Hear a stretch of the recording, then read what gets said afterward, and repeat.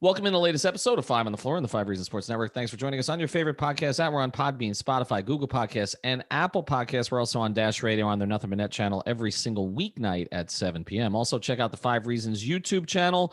It's where a lot of our news shows are originating, not just on the Heat, but on the other teams in town as well. Getting close to 13,000 subscribers. So hit that subscribe button today. You won't miss anything, including the debut of 5 Hour Sports Talk that comes up in late July. It looks like I might actually be hosting a show. We'll see what happens there. Also, check out 5reasonsports.com, F-I-V-E, reasonsports.com, the latest from Brady Hawk and others. That's also where you can get a little bit more depth on some of the things we talk about here on Five on the Floor. And check out the great sponsors of the 5 Reasons Sports Network. That includes Miami Grill. Instead of those hot dogs on July 4th, why don't you get some wings instead? The only thing better than cheering on your Miami Heat, Dolphins, Canes, or any of the other teams in town is doing it with your favorite wings. Miami Grill's got you covered. Bring home a platter of your faves to share for the game tonight. You still got some time. Order them tonight before the Eastern Conference Finals. Just how you like them. Crispy grilled, naked or boneless, and sauce perfection. I guess the Western Conference Finals tonight. And sauce perfection with one of 3 new sauces. That's mango habanero, honey garlic, or Nashville hot. If you can't decide, get them all delivered with a catering order. There's more than just wings, too. Order for the whole family with cheesesteaks, gyros, burgers, and more. And don't forget, you can get those Winwood Mural Fest artist cups. Collect all 4, $2.99. Or if you're upgrading your meal, you can get to a larger slice and get the fries and the cup. Do that at Miami Grill. So order online or in person. Pickup, drive-through, dine-in, and delivery available at all locations. Visit mymiamigrill.com for more details. Miami Grill, if you're craving it, they're making it. And now, tonight's episode. 1, 2, 3, 4, 5 on the floor. Welcome to 5 on the Floor, a daily show on the Miami Heat and the NBA featuring Ethan Skolnick with Alex Toledo and Greg Sylvander, part of the 5 Reasons Sports Network. All right, Ethan Skolnick back on 5 on the Floor. We recommend that you check out the last thing posted on our feed. That's Full Court Press. Greg Sylvander, who joins me tonight, that's our floor plan tonight. He was on there with Alex, along with Gad and Ariel on Full Court Press. So make sure you check that out. Get it on the YouTube channel, but also if you just want to get it through the pod. They went through a bunch of scenarios. Greg and I are going to go through 2 things tonight. First thing is something that he reported along with Adam Barai, and Brady Hawk wrote it up for our site. And then the second thing is we're going to kind of try to, over the next few weeks, as we head into free agency, kind of put into context and perspective, like the Heat Twitter freakouts, okay? Because there's another one going on right now. I mean, Greg and I are in this space pretty much every minute of every day. And people are panicking over like nothing, in my view, on some of this stuff. It's just to fill the void. So let's get to number 1, though, Greg, before we get to the break. And that's Adam's report, along with you added to some of what Adam had today. But basically, the Heat's interest in Colin Sexton, something that we've hinted at here on the podcast. Brady's written about Sexton's fit. Of course, he's a Cleveland Cavaliers guard who's going to be up for an extension relatively soon. The Cavs don't seem to really want to commit to him. But at the same time, he has value. He kind of fits the profile of a Heat player in terms of his attitude. Seems that Jimmy Butler likes him, which tends to be a litmus test these days. And that the Heat may have some significant interest. We've suggested this, but there's a little bit more in the way of specifics that you and Adam got into today. And again, you can find this in a story on our site. So let's start there. Yeah, so I think we should start there because about 9 hours from when we're recording this, you asked our entire listener base if, when we hear stuff, would they like us to go ahead and let everyone know or not and withhold the information? And it's trending right now over 1,900 votes, 92%. Yes, they want to hear this kind of stuff. So here we go. Adam, continued to hear more and more from different places, which is usually when you're getting it from multiple directions, that's an indication that it's something to check into, that the Heat have interest in Colin Sexton, that is real. And the more I dug into it, I found that, they've explored that as a player that they would target individually, or they've looked at some of the larger packages, one being one that would include Kevin Love. And I think that the big thing to take away here is that this is not, at least from my standpoint and the way that it was kind of framed up to me, is this is not like plan A that they're leading with, is that it's the Kevin Love, Colin Sexton offseason, and they're going to essentially use all of their available assets from a contract moving perspective on these two players. But it is a deal that they could be interested in the event that some other things didn't materialize how they thought. And they really like Colin Sexton's game. So the Kevin Love portion of that, I think it's important to just keep in perspective that would be if there were a lot of other options that maybe didn't unfold, or depending on what happens in the Olympics and how he looks there. And also if they can find a viable path to still acquiring Kyle Lowry, because as we know, like if you were to match up the money here, you would be sending out the team options of Iguodala and Goran Dragic basically in a package like this likely. And at that point, you don't have a lot of contracts to move for Lowry. So that's a decision to be made. So I just think all that needs to be kept in perspective. But the main takeaway today is that Colin Sexton, who we've speculated is a Miami Heat player, the Miami Heat think he could be a Miami Heat player. Right. And I think it's important to put all that into context. It's also important to note a couple of different things here. And I'm glad you mentioned the poll, because the reason I put that poll out there today is because there are Heat fans who get frustrated when we say that things we've heard the Heat are working on, or we've heard a player like you reported Tim Hardaway Jr. a couple days ago has interest in playing for the Heat.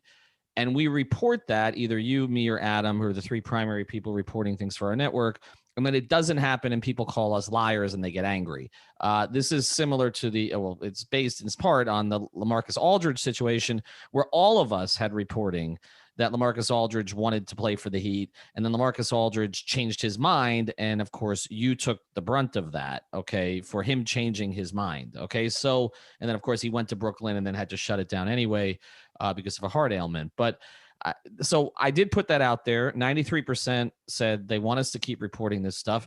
So when we report this stuff, it does not mean that it's going to happen. It just means these are things in the space that we're hearing, not from one person, but always from two people, okay? And then we're also vetting this on our internal string here, our text string, to make sure that we have enough, or that none of us is hearing countering information, okay? So again, it doesn't mean everything's going to happen. It doesn't mean that there won't be an occasional smoke screen in there that one of us gets duped by, but typically we're dealing with sources that have been good to us before and that are not using us just to get the information out, which again, I know a lot of you that follow only the national guys.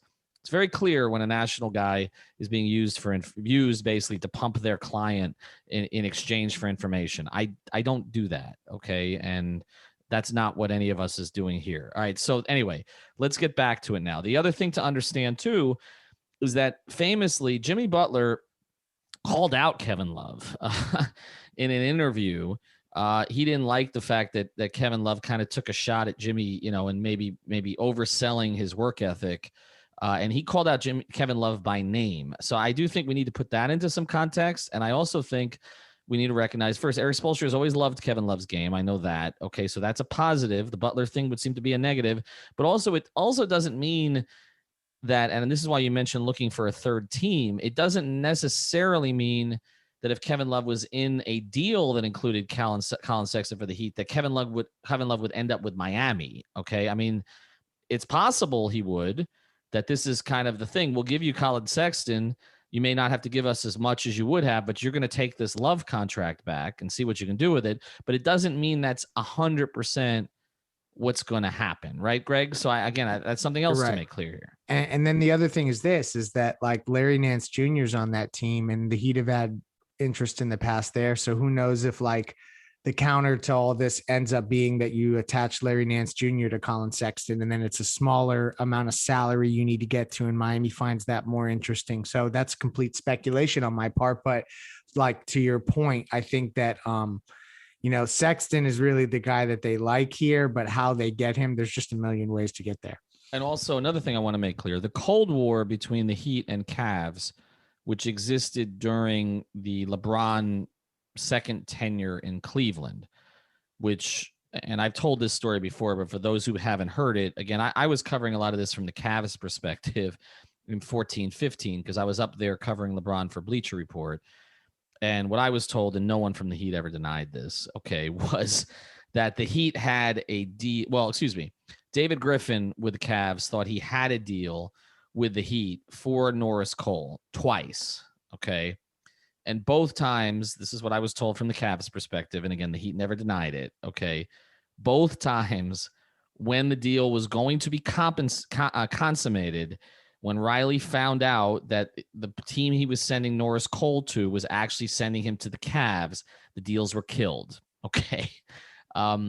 My understanding is we're past that. And the best evidence of that is that Kobe Altman, who ended up taking over for David Griffin, who still is with the Cavs, although I'm not entirely clear how much power Kobe has compared to what he had a couple of years ago. And it is a Dan Gilbert organization still.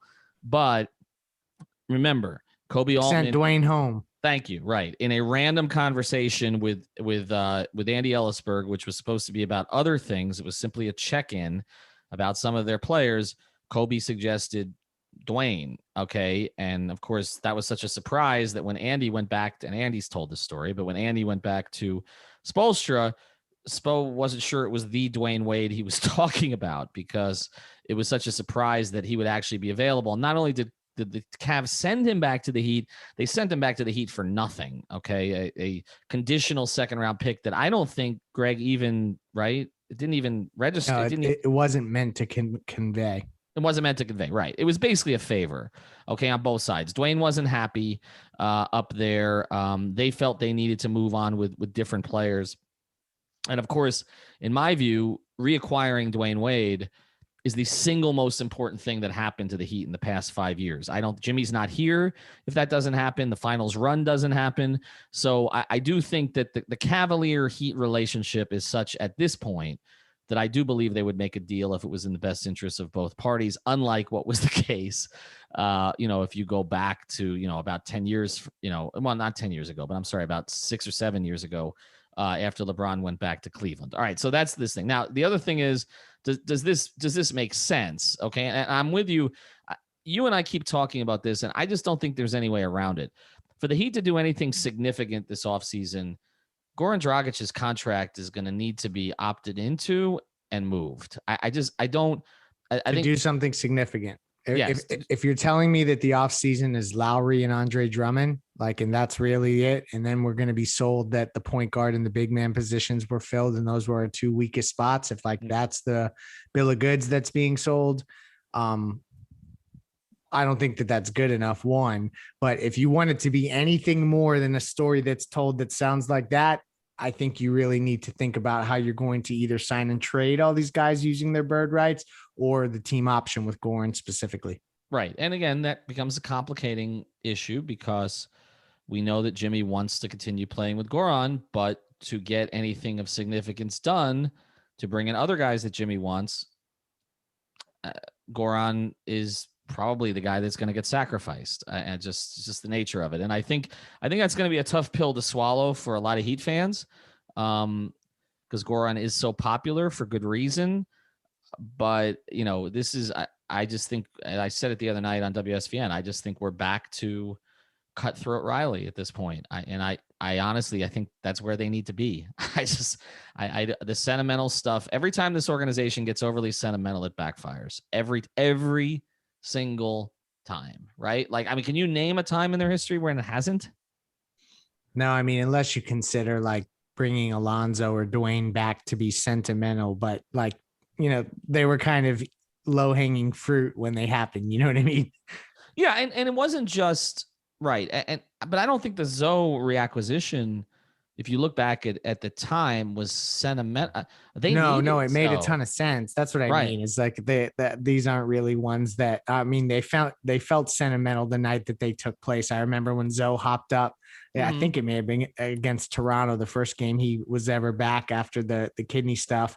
That was just huge. And then obviously when Dwyane returned to Miami, those were big sentimental moments, but those weren't things gone wrong or situations like that in the way that we're framing it here. And I just don't think that there's a single one that really, when you look at it, looked and worked out long term.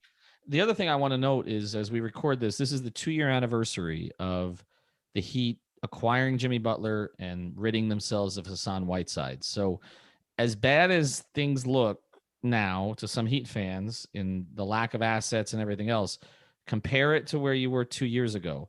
Nobody thought that either of those things could be done, certainly in tandem. Okay. And again, without cap space, with the deal with Dallas falling apart because of this confusion over Derek Jones Jr. or Olynyk or Dragic, they still managed to get Jimmy Butler for, let's just be honest, nothing. I like Josh Richardson, but nothing. They lost a first-round pick in the process. That was the only thing. But you know what? Yeah. No, any Heat fan who complains about that. But again, they also ridded themselves of Hassan Whiteside, which probably saved Eric Spoelstra's tenure as a coach. So just throw all of that. That's how quick everything can change in 2 years. Well, today, and our Stanley Remy, who I know we all follow on Instagram, is posting on Instagram. Hassan is working out there, and to his credit, trying to get himself back. Okay. And Remy's talking about you don't leave people at their worst, and that's what he's learned. But again, put this into context. 2 years ago, Hassan Whiteside was basically the Heat's franchise centerpiece. Okay. And now it's Jimmy Butler and Bam Adebayo, and so you're in better position. So we're going to talk about something else, though, the latest Heat Twitter freak out. We may make this a regular segment because I feel like it happens every single day. Before we do, though, I want to tell you about another great sponsor of the 5 Reasons Sports Network. You got to go to MyBookie if you're betting on the conference finals, or you're betting on the NBA finals, or you're betting on the Stanley Cup finals, or you're betting on combat sports. There's some big stuff coming up here in the next couple of weeks. Use that code 5, F-I-V-E. Again, that's the code 5, F-I-V-E. You receive an up to $1,000 bonus along with your first deposit at mybookie.ag. It's a lot of potential money there. Use the promo code 5, F-I-V-E. Experience sports in a whole new light. I can tell you this is I don't know if somebody else should hear this, but this is my favorite platform. They have the best live platform. You get the money the quickest. This is one I think you're going to want to be working with. So mybookie.ag, mybookie.ag. Use the code 5. Bet anything, anytime, anywhere with MyBookie. But again, the code F-I-V-E. Don't forget it. All right, let's get to the latest Heat Twitter freakout. We're not going to spend a lot of time on this, but this organization has not had a brain drain typically. Okay. It is, I used to refer to it as Hotel California. You can check in, but you can never leave. Nobody leaves. That was the case for so long. It's a Riley organization. There've been a couple who've left and it hasn't worked out so well, or there's been a little bad blood, like Jeff Bizdelik is a name that comes to mind. But for the most part, Mark Ivoroni left at one point, but I'm going way back. Okay. Stan left, but obviously, there were odd circumstances with that one. And we're going back almost 20 years on that now. That's how long ago that was. Okay.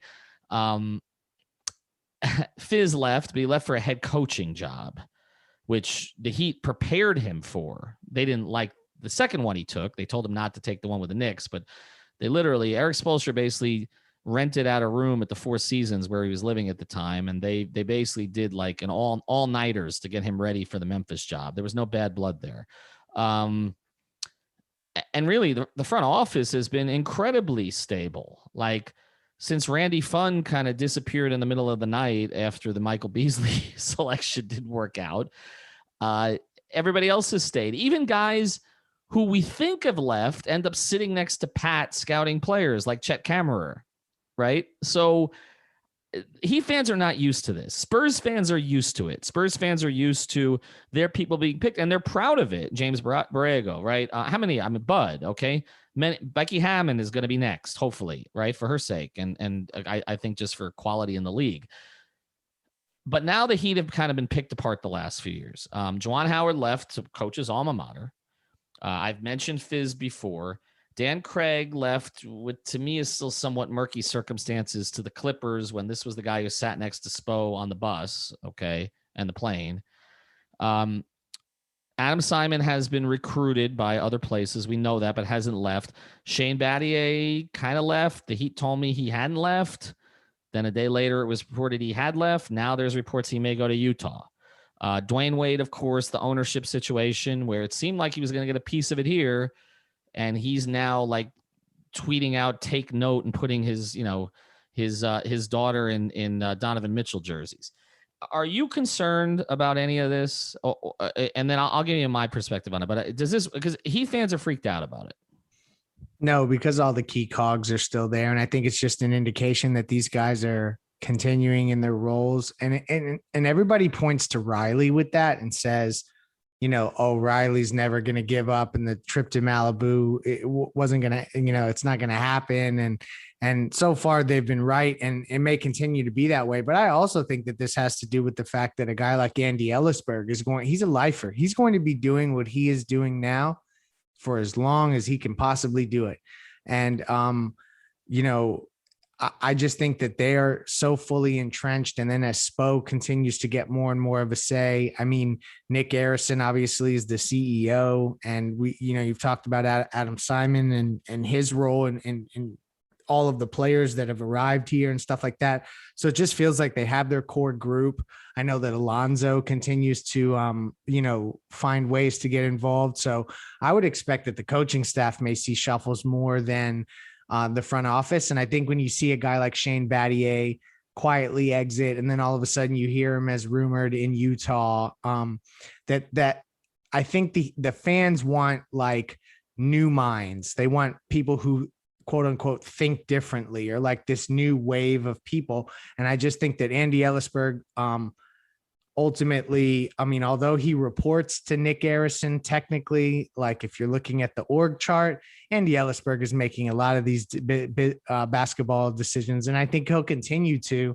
And then Spoelstra, is just waiting in the wings there. So some of these guys may just see opportunities elsewhere where the trajectory is quicker. It's not that it would never happen where they are, but it'll happen quicker elsewhere. Well, and it's also possible somebody could go somewhere else and come back. I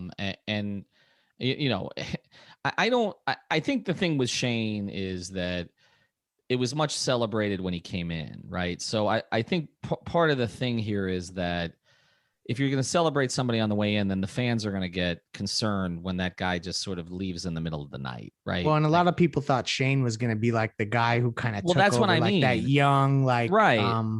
The analytics guy who'd played. Like Shane is this rare combination because, as we know, with the sort of the analytics revolution of the past like 15 years, like it tends to be a dichotomy or sort of a battle between the guys who played and the guys with the calculators. And in Shane's case, you got both. And I think that's why a lot of us got excited about him. Plus, look, I covered Shane, okay, and developed a relationship with Shane and went to Shane after games for perspective. And so you have a guy of that level of intelligence, you want to keep him in your organization, but it doesn't necessarily mean that it translates to the kind of decision-making. And I don't have any evidence of this. I really don't. Okay. I know people are asking me for, I don't know that there was any disagreement that led to this. I really, if there was, it'll come out at some point, I'm sure. But like, it doesn't necessarily mean that it translates to the kind of decision-making that the organization wants going forward. And again, I don't know.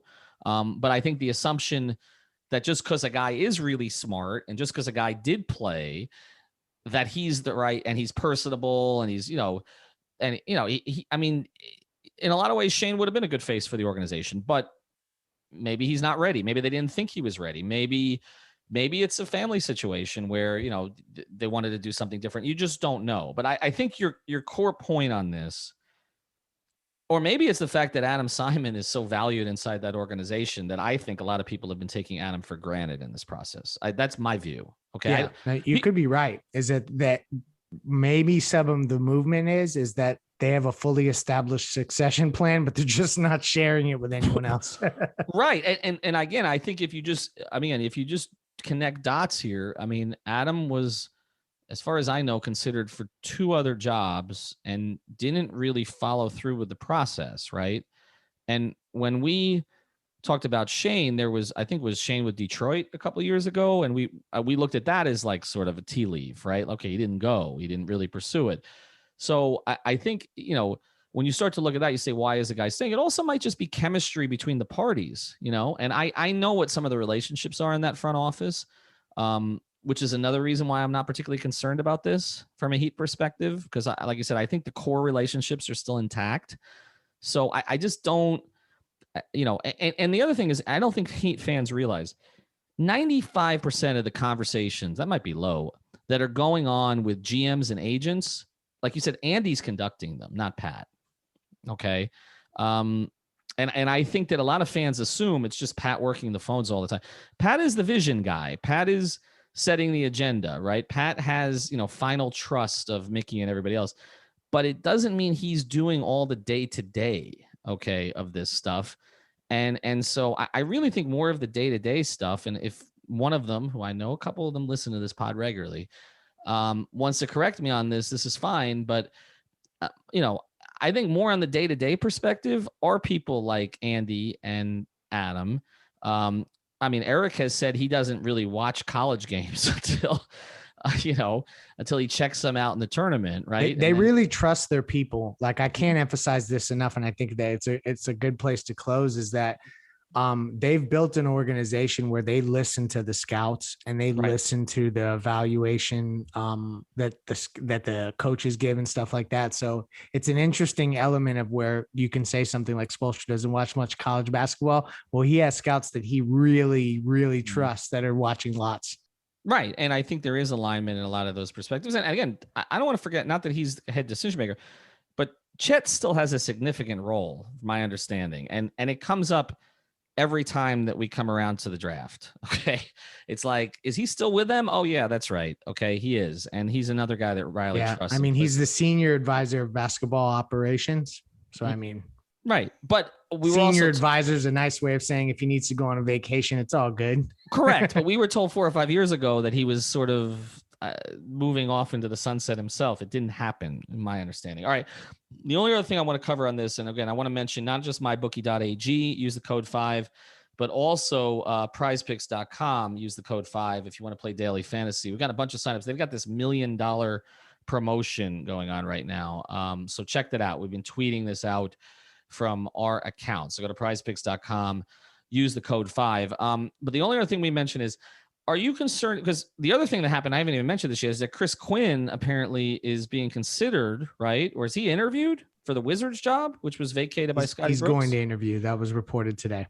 Okay. Now this is the second time that Quinn's been considered for a job, because he was up for Indiana, right? As was Dan Craig the last time, I believe, or was it Chicago? I can't. Yeah, he was considered. Okay. Yes. He was considered.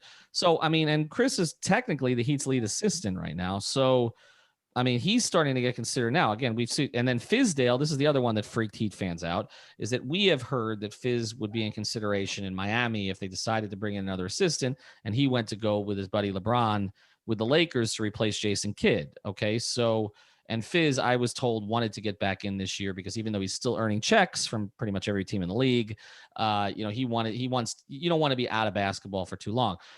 But again, if Chris Quinn gets another gig and decides to go, Heat fans are going to freak out about that too, because they're going to be like, why do all of our lead assistants want to leave? And I keep coming to this. First thing, it would be a head coaching job is different. Heat fans should be ecstatic about that, because it means that Eric Spoelstra he's churning out competent people. Yeah. Well, yeah. Yes. Turning out competent people, which is good, but also that he's not planning on going anywhere because, because that's the obvious one. Right. Because if he was, then maybe Juwan probably doesn't turn down his alma mater, but maybe Dan Craig stays, right? Maybe, maybe Fizz comes back. Nobody's going to know Spo's plans better than Fizdale. Okay. Maybe Fizz comes back thinking he's got a quicker path to be head coach here than maybe he would behind Frank Vogel in with the Lakers. Right. So I think all of this is like, it's being framed as bad news. Spurs fans don't frame it as bad news. They frame it as Pop is staying, right? Yep. The coaching tree. Like you gotta kind of trust that this is the guy that they're sticking with. And it's why we talked about, we never thought Spoelstra would leave for Portland, is that anything that any organization is going to offer up, I think Miami knows what they have in Eric Spoelstra. And I do expect that they could continue to look to shuffle a bit on the coaching staff.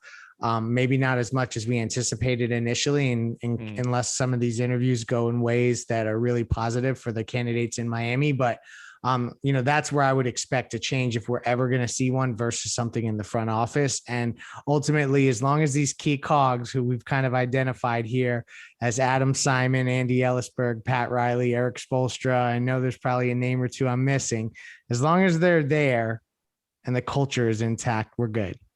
You almost got through the whole damn episode without saying that. All right, check You knew out. I was going to sneak it in. Check out Miami Grill. Get those wings instead of the hot dogs. They're better for you.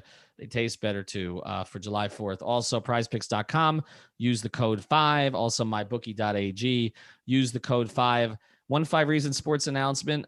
We've been growing on Instagram. Check out Heat Latest. Check out Heat versus Haters. We got partnership with both of those accounts now. And we just picked up a partnership for a Dolphins account called FINS Fins_Dynasty as well. So we're going to start to promote here a lot more on Instagram beyond just Twitter. Have a good night. Thank you for listening to the 5 on the Floor on the 5 Regional Sports Network.